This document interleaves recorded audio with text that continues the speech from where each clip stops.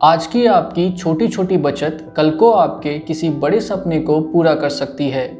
नमस्कार दोस्तों, मैं रजनीश शाह आप सभी का हमारे इस खास वीडियो में बहुत बहुत स्वागत करता हूं।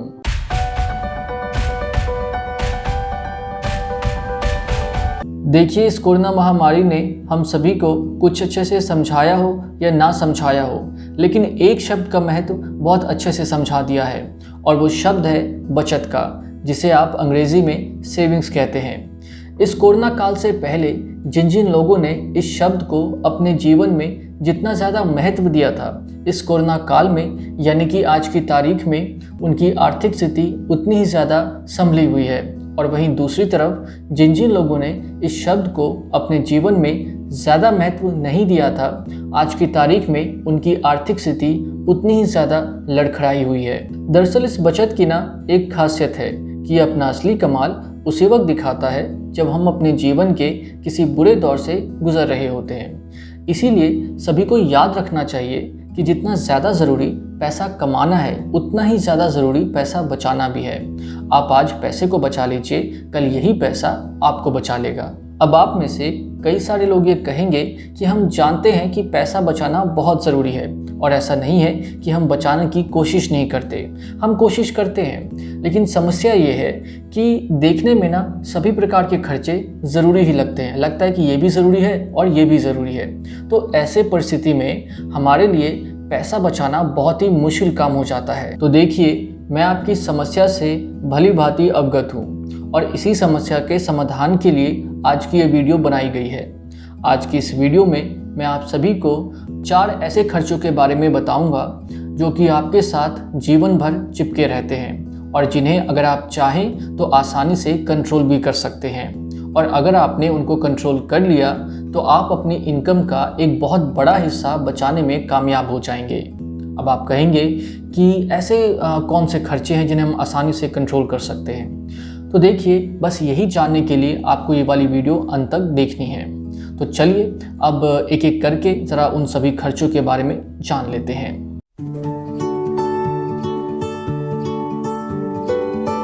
तो सबसे पहला खर्चा जो आपको कंट्रोल करना है वो है मेंटेनेंस ऑफ प्रॉपर्टी।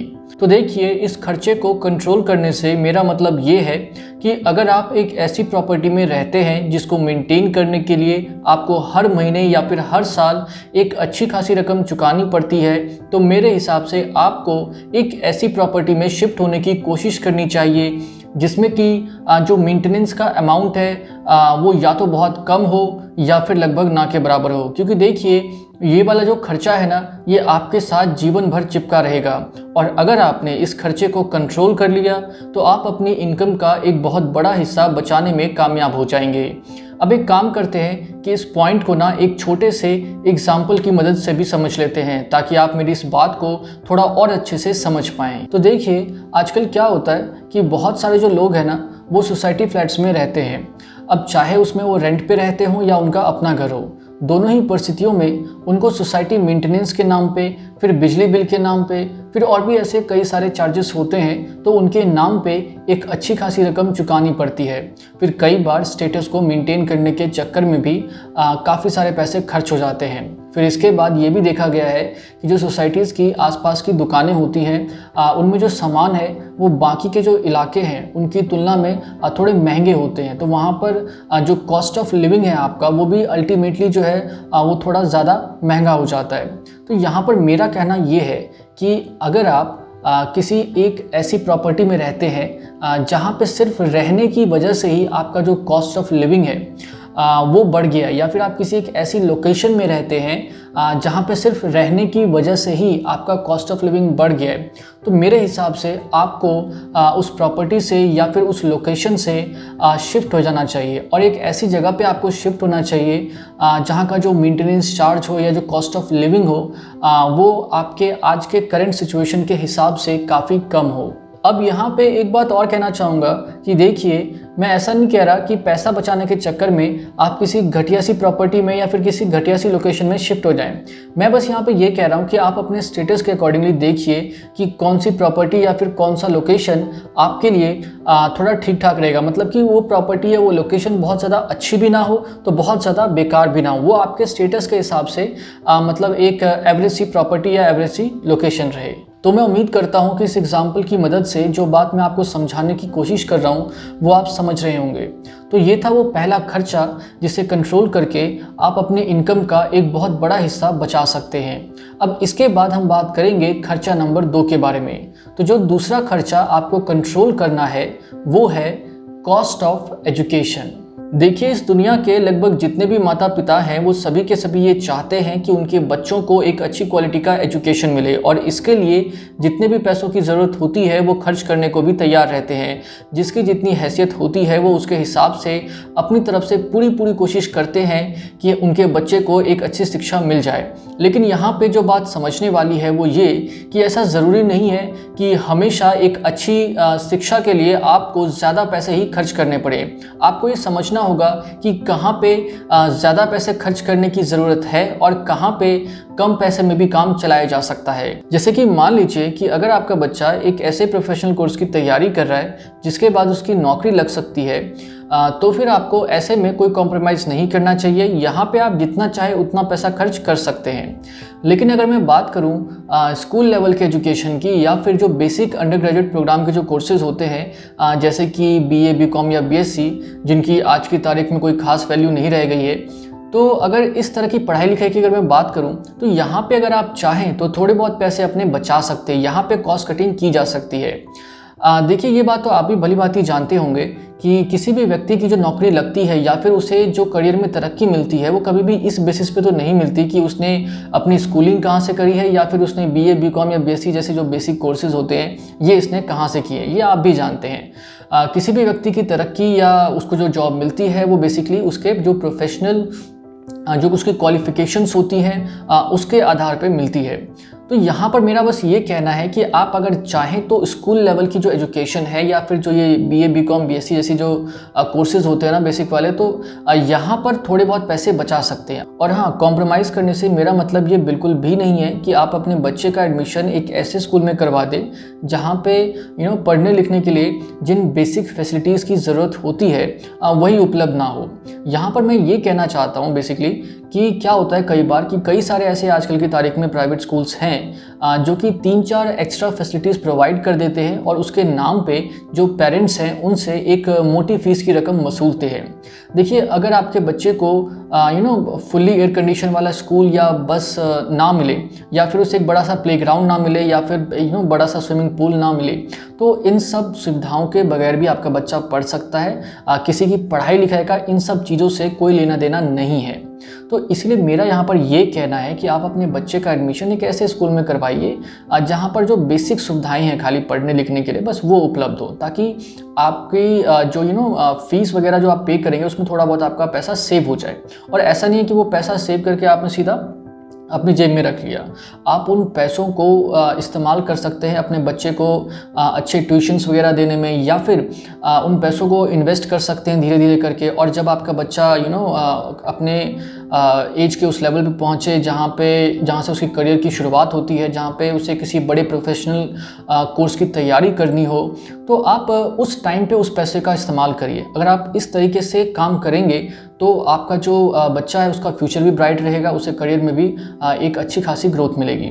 तो मैं उम्मीद करता हूँ कि आप मेरे कहने का जो मतलब है ना वो समझ रहे होंगे। तो ये था वो दूसरा खर्चा जिसे अगर आप चाहें तो कंट्रोल करके अपनी इनकम का एक बहुत बड़ा हिस्सा बचा सकते हैं। अब इसके बाद हम बात करेंगे खर्चा नंबर 3 के बारे में। तो जो तीसरा खर्चा आपको कंट्रोल करना है वो है एडिक्शन ऑफ ब्रांडेड प्रोडक्ट्स। देखिए, आजकल ना एक बहुत ही अजीब सा ट्रेंड बना हुआ है कि जो महंगे ब्रांडेड प्रोडक्ट्स हैं सिर्फ वही अच्छी क्वालिटी प्रोवाइड करते हैं।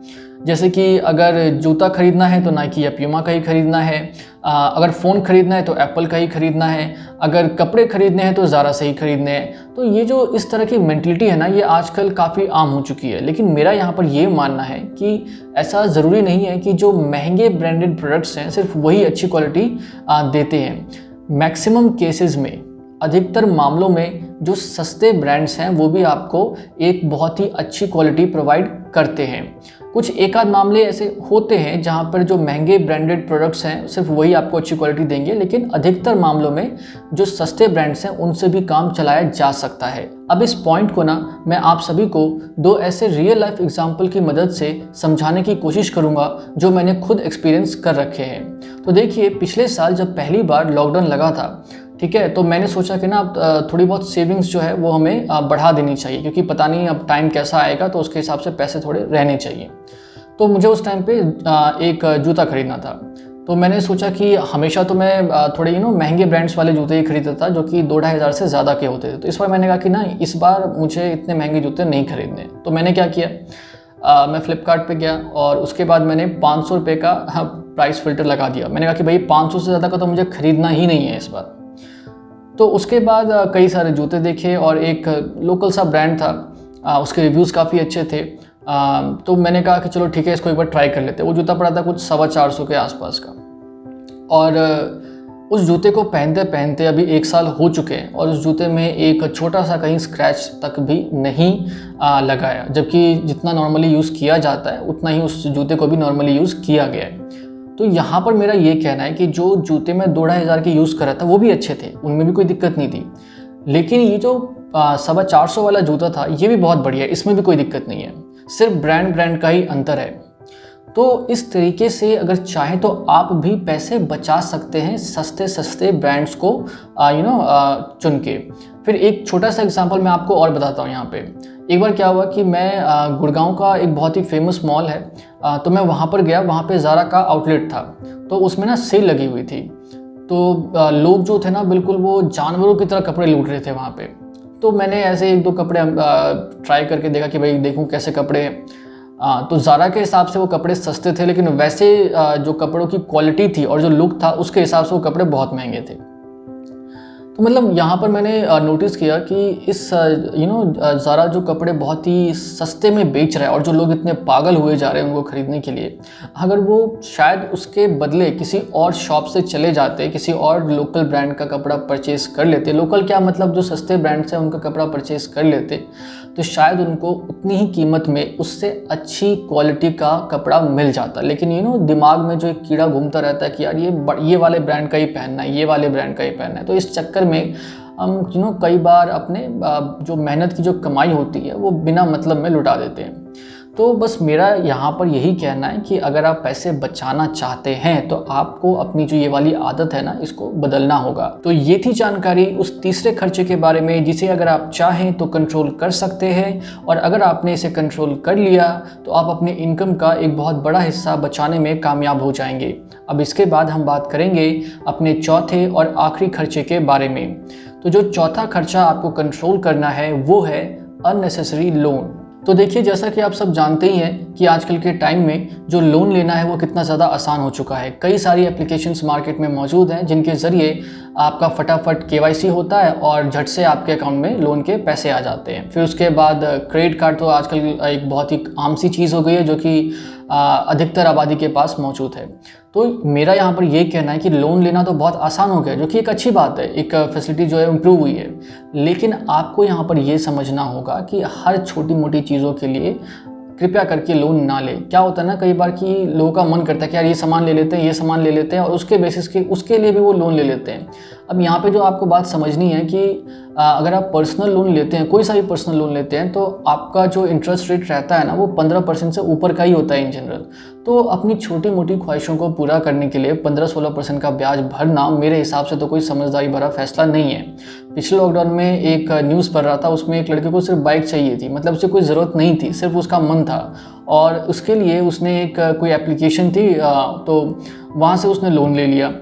अब उस एप्लीकेशन वाले ने उस बेचारे को इतना परेशान किया और जितना उसका लोन का अमाउंट था उसे शायद डबल या ट्रिपल उस बेचारे से वसूल लिए गए। तो मेरा यहाँ पर बस इतना ही कहना है कि अपनी छोटी मोटी ख्वाहिशों को पूरा करने के लिए आपको 15-16% का ब्याज नहीं भरना चाहिए। और कई बार अगर आपकी किस्मत ख़राब रही ना तो ये जो एप्लीकेशन जो होती हैं ये 15-16% तो मैं बहुत कम कह रहा हूँ, 25-30% या शायद उससे भी ज़्यादा का जो ब्याज है वो आपसे चार्ज करती हैं। तो मेरा बस यहाँ पर यही कहना है कि ये जो लोन की फैसिलिटी जो आपको अभी जो इस जनरेशन को मिली है, जो बहुत ही आसानी से अब मिल जाती है क्रेडिट कार्ड के फॉर्म में या फिर बहुत सारे अलग अलग फॉर्म्स में, तो उसका फ़ायदा उठाएं। जब आपको ज़रूरत हो बहुत ज़्यादा, कोई बहुत ज़रूरी चीज़ हो, सिर्फ तभी उसका इस्तेमाल करें, अदरवाइज़ उसको प्लीज़ इग्नोर करना सीखें। अगर आप ऐसा करते हैं तो यकीन मानिए कि आपकी इनकम का जो एक बहुत बड़ा हिस्सा है ना, वो बच जाएगा। और अगर आप चाहें तो इस खर्चे को ना आसानी से कंट्रोल कर सकते हैं। कोई बड़ी बात नहीं है इस खर्चे को कंट्रोल करना। तो ये थी जानकारी उन 4 खर्चों के बारे में जिन्हें कंट्रोल करके आप अपनी इनकम का एक बहुत बड़ा हिस्सा बचा सकते हैं। तो इस वीडियो में इतना ही। अगर आपको ये वीडियो पसंद आई है तो इस वीडियो को लाइक और शेयर ज़रूर करें। कुछ कहना चाहते हैं, कुछ पूछना चाहते हैं तो नीचे कमेंट सेक्शन में ज़रूर बताइए। और अगर आपने अभी तक इस चैनल को सब्सक्राइब नहीं किया है तो करके रख लीजिए। तो आप सभी ने इस वीडियो को यहाँ तक देखा, इसके लिए आप सभी का बहुत बहुत धन्यवाद। नमस्ते।